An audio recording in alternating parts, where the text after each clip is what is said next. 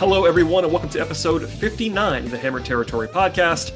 I am your host, Brad Rowland, coming to you on a Sunday evening here in early August. I'm joined by Scott Coleman for the first time in only about, 46 hours. Scott, a lot has changed and not in the best direction possible for the Braves. Hey, Brad. Yeah, the vibes were much better on Friday night after the Braves had won 4 in a row, 6 out of 7. And we said at the end of that podcast that hopefully the Braves, at very least, could win one out of these 2 weekend games against the Marlins. Of course, a sweep would have been a dream. But very sadly, it was 0-2, which is the last thing that we were hoping for. But I don't know. Overall, it was a 500 above week if you're looking for positives. Yeah, there are some positives that we'll definitely get into along the way here. We should start by saying we are part of the Foul Territory Network, so please go ahead and check out the entire network, the flagship show at Foul Territory. Those are also all kinds of team podcasts as well, including this one. Please subscribe, rate, and review the Hammer Territory podcast anywhere you might find podcasts. We definitely appreciate all the support that we're already getting, and please tell your friends about the show as well. It's been very busy. We did just allude to this, but we did a kind of bonus episode on Friday night with Good Vibes. It was me and Scott kind of in bonus fashion, and that's still relevant at this point in time, plus a full week of content post-deadline with not only us, but also Steven Tolbert and Sean Coleman as well.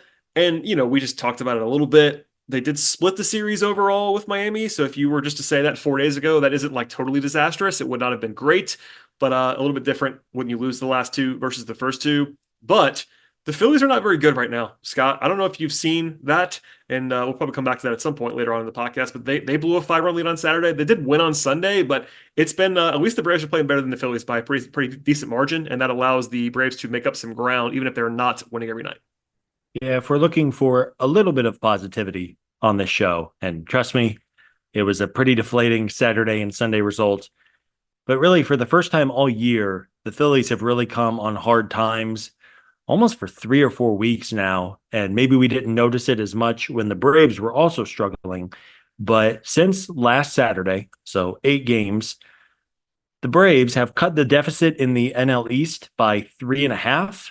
As we record here on Sunday evening, it is a division deficit of 6 games with about 8 weeks to go in the season. There's also 7 games head-to-head between these two clubs. So while the Braves have lost ground in the division since the last time Brad and I talked, they have been able to make up some ground and at least give themselves a fighting chance if, and that's to say a big if, because this team seemingly cannot figure it out for more than a couple of days at a time. But if the Braves can figure some things out and keep winning games consecutively, the division is within reach, and it really did not seem that way even as of a few weeks ago. That's right. And, we're still 2 weeks or so from the next time the Braves and Phillies actually face off. But you mentioned the 7 games. If the Braves were to go out and win those games convincingly, not all 7 probably, but hey, that'd be even better. There's still enough time. So we'll leave it there for now. But I always wanted to leave with that to have a little bit of a sprinkle of optimism. By the way, later in the show, we're going to do some mailbag questions, which we don't do a ton on this podcast, but it's probably good timing for that, given that we covered the games on Thursday and Friday on the show on Friday, and then the 2 losses over the weekend. But we should talk about the games that actually happened. And Saturday's game was much more in doubt, much more competitive than Sunday's game. The Braves actually led 3-1 on Saturday against the Marlins, but then did not score in the final 6 innings of that game and had very little chances to score, actually. There was one double play by Whit Merrifield that kind of was the only kind of real threat they had. What did you make of that game? Because it feels, honestly, you never want to blow a lead, but I felt like it was like kind of a ho-hum loss. Sunday's game was not a ho-hum loss, but Saturday's game was like kind of a normal loss, so to speak. I don't know how you frame it. Yeah, I think the hope was that after a challenging loss on Saturday night, the Braves were going to bounce back against a pretty bad starting pitcher on Sunday and win 3 out of 4. And I even tweeted about it early on Sunday. Like, Sunday's game felt like a pretty big game just in terms of vibes going into a day off on Monday. And of course, they end up losing 7-0 to really just make that Saturday loss feel even worse. It was frustrating. You had that early lead. Grant Holmes was pretty good. He ran into some trouble in the 5th inning. I guess we could talk about whether or not Brian Snitker left him out there too long before he kind of ran into some trouble. Pierce Johnson was uncharacteristically pretty bad and eventually gave up the go-ahead run.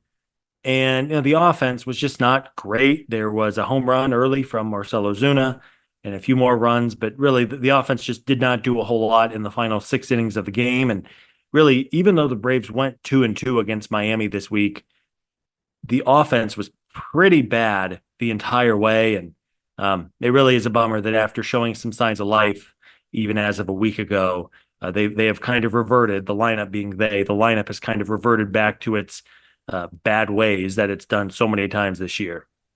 Yeah, a little bit of backtracking there for sure. Ozuna's home run on Saturday was actually the ninth straight game in which the Braves had a home run. That streak came to an end with the shutout loss on Sunday. You mentioned Grant Holmes. I thought it was funny. There was this whole discussion happening on social media about like who was to blame for Saturday's loss. People kind of blaming Grant Holmes. Like Grant Holmes was totally fine, and people have to remember he's a reliever who was doing a spot start because they don't have a great rotation setup right now, and also he was pitching fine. And I think what you brought up is the right thing. If there's any question there, it would be that he maybe stayed in the game too long. He seemed to like kind of lose it a little bit at the end, but again, it's not too much to nitpick. Like the offense just kind of went quiet late and they lost a game. And I think if we had recorded last night, it would have been like all right, kind of reset things. Not a terrible loss. Like you're going to lose some 4-3 games when you just kind of stall out offensively. The real problem was, of course, the game on Sunday. Big shout out to America's #1 meal kit, HelloFresh, for helping us eat good during this busy time of the year for us. With HelloFresh, you get pre-portioned ingredients and seasonal recipes delivered right to your doorstep. It's home cooking made easy, fun, and affordable. HelloFresh makes it easy, even for picky eaters like Scott. There's a changing menu of 50 recipes to choose from each week. Customize it to fit your taste. There's protein and veggie swap options too. The recipes are easy to follow. Just choose your delivery day, open your box, cook, and eat. My house is busy with sports, but family dinners are important. My fam eats better, healthier, and we cook so much easier with HelloFresh. And for a limited time, kids eat free. Go to HelloFresh.com/FTKids to unlock this exclusive offer. 1 free kids meal per box for 2 months while subscription is active. That's free kids meals just by going to HelloFresh.com/FTKids. Let's get into that game now. A 7-0 loss is not ever good. It was particularly painful because the Braves seemingly took the lead in the third inning. It was not to be, nor was it actually a lead that actually existed because they never scored a game, and they never scored in the game. But I'm sure you saw this closely. Soler was waved home from first on a Riley double. It was called safe, then overturned. By the way, that Riley double was the only extra base hit in the entire game for the Braves, which is not what you want on a Sunday. I have a question for you, Scott, before we get into the obvious nature of the poor offense, because it didn't actually matter, quote unquote. But why is Soler running from third with 1 out and Ozuna up next? Is my question. Why would we do that? I don't understand. I don't know. And maybe the bigger point, and I agree, it was a bad send. And I think the bigger point here, though, is this. The Braves are a slow as hell baseball team. That's 100% true. 100% I mean, they look like me trying to run, and I am far from a professional athlete, well past my prime. I mean, just go down the lineup. Jorge Soler, not a burner. Austin Riley is an okay athlete. He's not heavy-footed, but he's not a burner. Marcell Ozuna, one of the slowest players in the league. Matt Olson, one of the slowest players in the league. Catchers are basically never fast. I mean, they have 2 guys who can run, and they're both hurt right now. yeah. You are really feeling the impact of not having the athleticism of Ronald Acuna Jr. and Michael Harris in the lineup every single night. Because even when the Braves do string across a few hits in an inning, they are so station to station every single night. It's frustrating. It feels like there's always a stop sign at third base. And then whenever there is a go ahead, let's try to score, it feels just anecdotally like they have been thrown out at the plate far more than they have been safe just under a tag. So it's been frustrating. I don't know why they held or why they sent Soler in that situation there. Even a fly ball from Marcell would have likely scored at least 1 run. And I mean, within a span of about 10 minutes in real time, you had I would say a controversial or questionable overturn by the umpiring crew. And then the floodgates opened for Max in the top of the fourth. And really, again, within about 10 minutes, the game kind of went upside down. Yeah, and just to back you up, Soler, according to StatCast, has 39th percentile sprint speed, so he's not like incredibly slow, but below average. And yeah, it was a weird send to say the least. But again, it didn't, I guess it's quote unquote matter. Um, you know, the Marlins scored 6 runs in the fourth inning. We'll come back to Max Fried in a second. But the offense was once again totally lifeless. Like that was the one threat really in the game was the near run scored. And you pulled the stat, but the Braves should have had a good situation here offensively against a pretty poor starter for the Marlins, and that kind of makes it look worse than it actually was. Yeah, in 10 starts this year, Eduardo Cabrera has a 6.65 ERA and has a pretty severe walk and home run problem. But you would never know it watching the Braves. I mean, they had very little chance on Sunday. I believe, dating back to Saturday's game, the Braves went 16 innings without scoring a run against a Marlins team that just traded a handful of starters and relievers. And that just cannot happen. I don't care if it's against a good team. You shouldn't go 16 innings without scoring a run. It is just more of the same. In some ways, I might have texted you this, Brad, as we were kind of ranting during the meltdown on Sunday. It feels like this team all season long has taken one step forward and then like 0.9 steps back. And at the end of the day, they're 9 games above 500 here as we get into early August. So it's not like this is a bad team. But every time this year, it feels like we do a podcast about it and say, hey, Brad, it feels like this team is finally figuring some things out. They have been better with runners in scoring position. They've been better in executing whenever you have a chance to put some runs on the board. And that's just completely gone out the window between Saturday and Sunday's loss. And I guess we just kind of have to hope that they flush it. They have an off day Monday, and then they get back to playing better baseball against Milwaukee this week. Yeah, I agree. It's been that stop and start. And I sometimes when we're not particularly exasperated, we will try to just say, hey, this is still a pretty good baseball team. And I do mean that when I say it, generally speaking. We've had some down moments on the show at times in the last few weeks, but this is still a team with a positive 55 run differential. They're 9 games over 500. Like they're having a decent season by normal team projections, but this is supposed to be a team that's better than that. And it's been wildly frustrating at times, including over the last 2 days. Max Fried did return on Sunday, which is a notable positive, despite the fact that he didn't really have his best stuff. For some background, he, of course, felt that injury. I'm not sure if it was an injury. So he felt something in his arm during the All-Star game warm-up. So July 16th. So, 2.5, 3 weeks ago. We did not know, and neither did the Braves, candidly, how long he'd be out. But it seems like he did a pretty good job getting back, and this is a very good result. And while we'll talk about how much he struggled, he did say after the game, and hopefully this stands, that he feels good physically. So there was no issue. There was something in the back of my head was like, I wonder if he's feeling okay at the end of the start. But hopefully, and according to what Max said on the record to reporters, he's still feeling good, which is kind of all that matters to me. Hopefully he responds well to this. But beyond him struggling, the fact that he came back is a huge, huge story in the positive direction. Yeah, I mean, it might be a situation where you maybe lost the battle, but you're hopefully going to win the war. It was great to get Max back out there. I think it's probably fair to wonder why he did not go out on a rehab assignment and at least throw 3 or 4 innings with one of the minor league affiliates. I don't know if you feel differently, Brad. It's kind of like right on the line to me. Like I after seeing this, you have to ask the question, just like we are right now.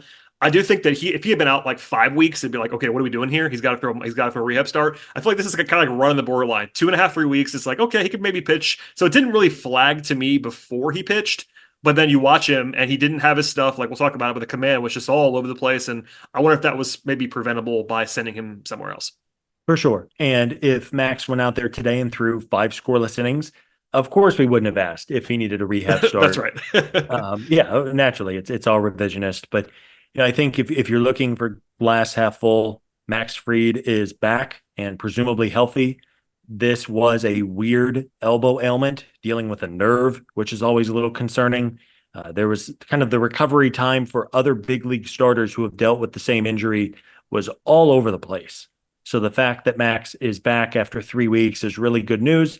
we'll have to hope that nothing feels funny when he wakes up tomorrow or whenever he makes a bullpen session this upcoming week. But as frustrating as Sunday's loss was, and don't get me wrong, I think it was one of the worst losses of the season. If you have Max Fried back and hopefully at his normal level, once he's kind of shaken off some cobwebs, that is obviously going to give the team a big boost going down the stretch. Yeah, I mean, it was all command. If you watch the start today, his stuff looked okay to me, but 5 walks. The money stat for me is 46 strikes and 82 pitches. That is not Max Fried. Like, he's not like Greg Max in his prime, but he's pretty good with his command, generally speaking. And he didn't have it today. He ended up being short with 5 runs because Luke Jackson gave up a home run after he left. But Max was not good. He acknowledged that, but also like feeling good is the biggest thing there. One last thing, unless you have more to add on Sunday, is that I thought it was, aside from the home run that he allowed, which did count, Luke Jackson saved the bullpen. He threw 3 2/3 innings today, which ended up being quite important. I know they have Monday off, but to not have to burn anybody else for any length of time was quite helpful in the midst of what was pretty much a game that was kind of over at that point in time. Him eating almost 4 innings was big. It'll definitely help keep guys fresh, and then you're off on Monday, and that's not a small thing that you were able to give everybody a breather. But yeah, I mean, I think after the trade, we were cautiously optimistic that Luke Jackson might be able to help this bullpen. It has not been great through 2 appearances with the Braves. He came in on Friday and very promptly gave up he inherited a lot of runners in his 2 appearances, which is worth noting. But I believe he has inherited 5 runners, and 4 of them have come around to score. Yeah, that's not what you want. I will say in his defense, I watched too much of today's game, given that it was pretty much over after that home run. He did strike out 5 and like looked pretty good to me after the homer. Like, again, I mean, the game's kind of over, so maybe it's a little bit different. It's kind of what Alex said too. Like, he did not say any of the bad stuff, but he was saying like he had started to turn the corner a little bit pre-trade and the stuff looked better. I can kind of back that up. Again, I'm not an actual expert on this stuff, but I think he looked pretty crisp to me post home run. But hey, it all counts, so you don't get to wipe the home run off. If you're looking for positives, I think he's looked okay to me. I don't know what that means. Yeah, he's such a bizarre reliever. He always has been. Yes, yeah. Ever since, man. I think he came up in 2019, and the Luke Jackson experience is always a wild ride. He does so many things in his profile that is like, okay, this is what we want from relievers. He gets a good number of strikeouts. He gets a lot of ground balls. That's very important for relievers. Strikeouts and ground balls. Good things are generally going to happen when you do that. But then the results continue to not be great. And I don't know, maybe at some point we get some clarity, but I think in a perfect situation, Luke Jackson is kind of like the 5th or 6th guy out of the bullpen and not having to pitch high leverage. And maybe as especially once rosters expand in a few weeks and they get to add another arm to that bullpen, maybe he'll get shifted down even more. But I guess as we are talking about the good and the bad from Sunday, Luke does get a tip of the cap and a pat on the back for covering most of the innings once Max Fried left. You and I are old enough to remember when Luke was the closer in 2019 and people hated him because that was definitely an adventure. And then in 2021, he had a season of the ages. He had a sub-2 ERA and was just pretty much perfect. So obviously that's all a long time ago, but even when he has been good, he kind of relies on the ball being hit to the right place because ground balls are good. I agree with you, but if they sneak through, they're maddening. And there you go. Okay, let's get to some mailbag questions before we get out of here. And a few of these are kind of topical for right now, which is why we selected them. But one came up today, actually, comes from Brooks, who says, plainly, I don't get why Dylan Lee with a 2 ERA will be sent to Gwinnett. Why not someone else? So, Scott, I will hand this one to you first. Dylan Lee got option this morning. Why did that happen? And I think we'll just go ahead and say it's defensible, but it's not something that's like a lot of fun for anybody involved. Yeah, the only reason that Dylan Lee is in Gwinnett right now, and honestly, he might not even report to the Stripers. He might just stay with the team and travel with the team. But the only reason that Dylan Lee was optioned to the minors is because he has minor league options and basically nobody else in the bullpen does. Yep, that's it. That's it. I mean, yeah, it's not performance related. Dylan kind of quietly in 45 innings has an ERA of 2. He has really good peripherals and underlying metrics as well. And whenever he's been healthy for a couple seasons now, Dylan Lee has been a perfectly fine left-handed reliever. But again, man, I mean, even Brian Snitker has talked about this in the past, especially during roster cut season in spring training. Having minor league options works against players maybe more than anything else. And players, whether it's fair or not, get sent down all the time because they have flexibility.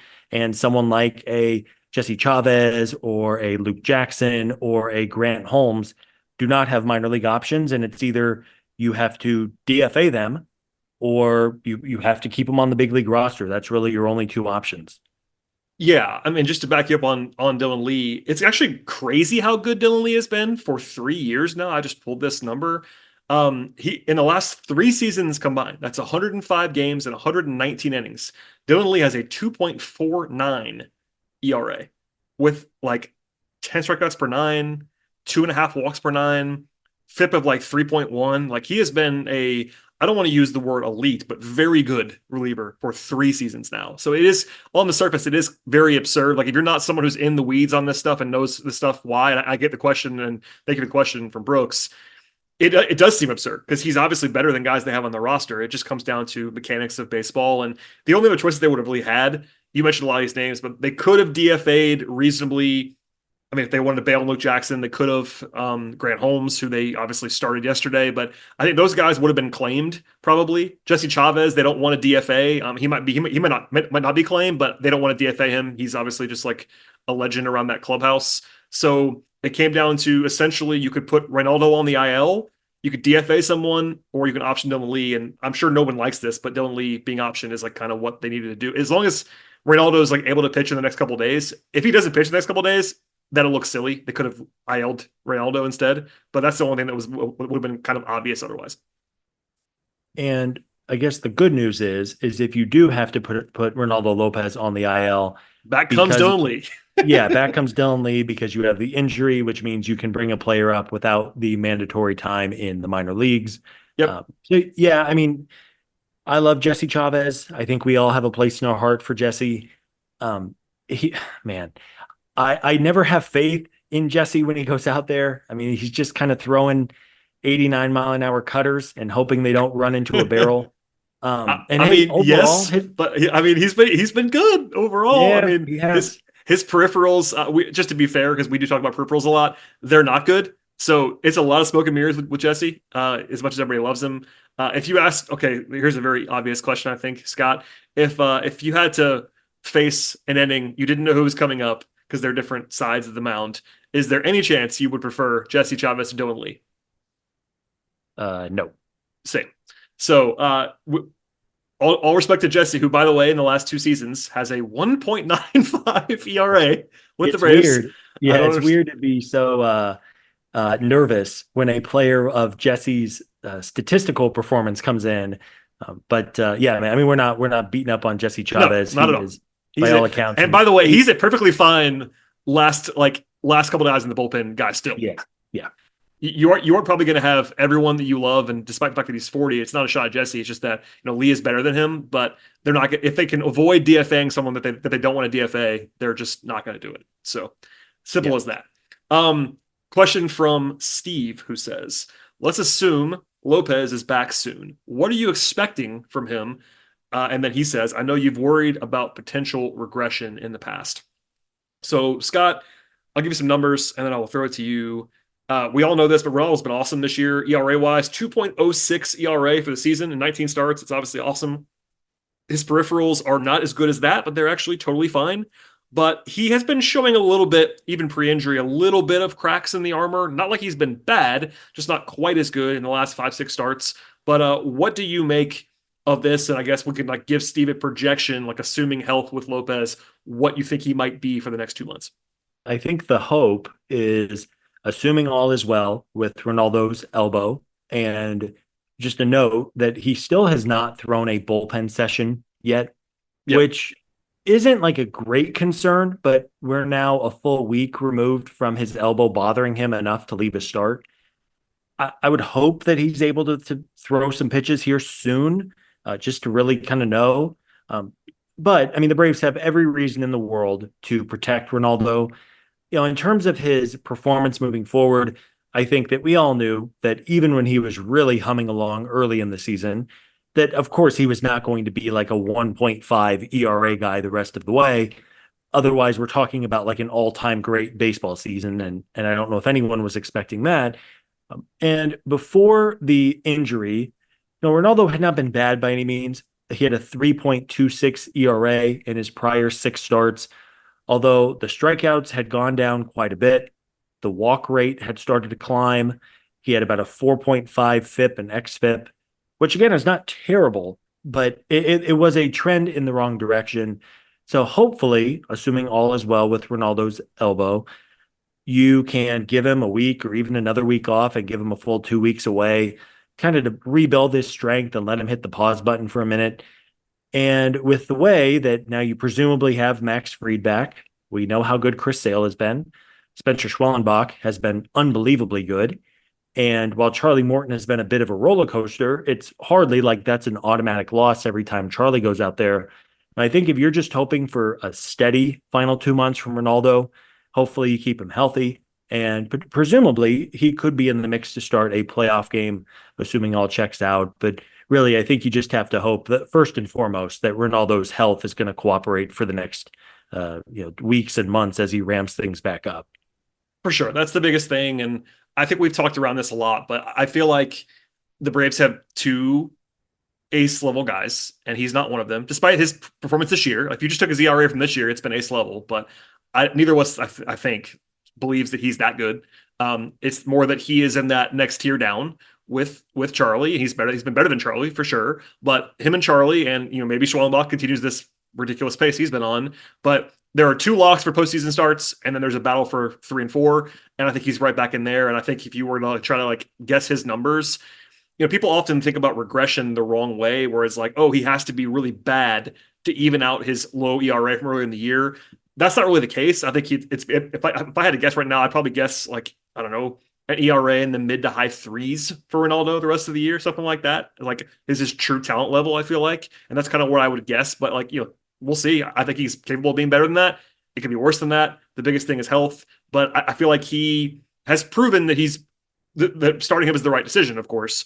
But I feel like he's probably in that 3-4 starter range as far as what he actually is. Well, and that's what, if you would have told us at the beginning of the year that Ronaldo Lopez was going to pitch to the level of a 3rd starter. Oh, yeah. We would have been dancing in the streets, especially Absolutely. given what they had to pay for him. I think the one thing whenever Ronaldo makes his next start that I will be keeping an eye on is the command. I think while the velocity continued to be pretty high for Ronaldo, it was clear in that final start against the Mets that he just did not have great command. He just didn't look comfortable either on the mound. So I think as long as Ronaldo continues to throw strikes, ideally keeps racking up the strikeouts and doesn't give up too many walks, that's clearly going to be a sign that he is feeling better after a pretty scary elbow injury. Yeah, so hopefully he's back and ready to go, but certainly been a home run to this point. No matter what happens from here, he's been awesome, and everyone has to be thrilled with the way he's pitched. And it's just a TBD on when he pitches again and how he looks when he gets there. But assuming health, we still think he's a quality option, and they have 5 of those, which is very nice. We can probably just move on to the end of the podcast now, Scott. We will probably do some more mailbag stuff in the future, but there's probably a good opportunity today given the ugliness of the last 2 games. But the Braves do have more on the horizon. They are off on Monday, and then they have a quick rematch with the Brewers after facing them only about a week ago. Now, at least less than a week ago. This time it's in Atlanta, instead of in Milwaukee, and the Braves have 3 of their key pitchers slated to go in the series. Sale on Tuesday, Morton on Wednesday, and then our guy Spencer Schwellenbach on Thursday. And as a PSA, Thursday's game is a 12:20 p.m. Eastern time, aka 9:20 a.m. Pacific time start for our guy Scott. Breakfast baseball on Thursday. Have fun with that. Breakfast baseball with Schwellenbach. I will take that. Yeah. If it was don't tell your boss that you're watching baseball at 9:20. That's right. Don't listen to the show. If it was like Alan Winans breakfast, which happened a couple days ago, that's right. That was not good. But Schwellenbach, let's do it. And obviously we just saw Milwaukee, but a quality team, a team that is leading the NL Central. could be a potential playoff preview at some point. And let's hope after such a deflating last 2 days of the week for the Braves, they can get back on their winning ways, win the series against Milwaukee, and just kind of flush this weekend, which was just a real bummer from a basically every perspective imaginable. Yeah, we will see how they respond, but certainly I'm looking forward to them getting back on the horse a little bit this week. We won't preview it in full because we'll have plenty of content between now and then, but after this Milwaukee series at home, it is a long trip and the final trip to the West Coast, which is Scott Coleman territory. They have 3 in Colorado, 4 in San Francisco, and then 3 in Los Angeles against the Angels. So not the most difficult stretch on the West Coast as far as the opponents are concerned. But anytime you got to go out west for 10 straight games, a lot of late nights, long trip. As you and by the way, when they get back to the East Coast, it's the Phillies, I believe, after that. So interesting baseball on the horizon. It is a very important next couple of weeks, and I mean maybe it's Captain Obvious because we only have 2 months left in the regular season, and every game is going to matter. But you have an important series with the Brewers, and then you have a 10-game, 10-day West Coast trip. Fortunately, the Rockies and Angels are both terrible, and the Giants are not bad, but they just sold off some pieces as we saw firsthand, including one Jorge Soler returning home, quote unquote. I'm kidding about home, That's but returning right, back to San Francisco. San Francisco Giants legend Jorge Soler. You think they'll do like a 7-minute video tribute like they did for Freddie and I was going to say if he was part of the Atlanta Hawks organization, they would definitely do a tribute. But they do one for everyone. I mean, literally everyone that leaves. It's like they have a 90-second video for like the 12th man. It's incredible. It's incredible content. But so maybe the Giants will surprise us with a full-blown tribute to Jorge on next Monday. That would be good. And yeah, I mean, so it's not like they're going to go out west and play just 3 juggernauts. I mean, if they were going to go play the Padres, the Dodgers, and the Diamondbacks, it's like, oh man, this might be a rough one. And then I believe, without having the schedule in front of me, we talked about the importance of the month of August. I believe after that West Coast trip, the Braves then come back home to play the Phillies. Yep. I think they then play the Twins, if memory serves. It's Philly at home, then home for Washington for 3, and then at Minnesota, and then at 4 in Philly. So basically, they play the Phillies at the end of the month 7 times in like 2.5 weeks. And that will probably decide the division, if we had to say at this point. Obviously, the Phillies have the advantage right now, but those are, even though they're not the last games of the season, those would be the games that if the Braves want to have a chance to win the National League East, they probably can't go out there and lose 5 out of 7 in Philly, let's just say. Yeah. I think we will know with pretty high confidence by September 1st if this team has a chance to win another division title or if it's probably time to focus on the wild card. Yeah. And by the way, why are they off on Labor Day? I hate that. Sorry, that's just a non sequitur right here at the end of the podcast. But no game on Labor Day. Come on, what are we doing here? Every year, there's like last year, I don't think they played on like the 4th of July one year. Like guys, I mean, there's 162 games. Surely we can find a different off day from the 3 main summer holidays, and it's just who knows. But anyway, Anyway, beat the Brewers, get back, flush this very frustrating weekend series, and hopefully you take 2 out of 3 against Milwaukee. That's a pretty good team and one I think that's firmly going to be in the playoff mix at the end of the year. Yes, a potential playoff preview to be sure. Scott, that's all for us. Please tell people where they can find all of your musings on Twitter when you are especially entertaining in the middle of Braves losses, I have to say. Oh, man, it's been an interesting 48 hours on Twitter. I am at Scott Coleman 55, and Brad Rowland, my fabulous co-host, is at BT Rowland. We really do appreciate all the support for the show. We will be back with more this week, and man, let's try to flush these games, Brad. These were pretty bad. Just thinking back, Braves felt like they left a little bit of meat on the bone against a terrible Marlins team, but I guess at the same time, as we always say, there are no guarantees in baseball, and weird stuff can happen. I will make a call to the clubhouse. They have a home off day on Monday, a full-blown no travel off day, perhaps a little bit of a reset before they play on Tuesday. You mentioned our Twitter accounts. The show can be found and on every platform, really, at Hammer Territory, Twitter, Facebook, Instagram, etc. And then please go ahead and subscribe on Apple and Spotify. We're also on YouTube, which even though it's audio only, we're still on YouTube if you want to find us there. And leave 5-star ratings and reviews. Tell your friends about the show. We are sure.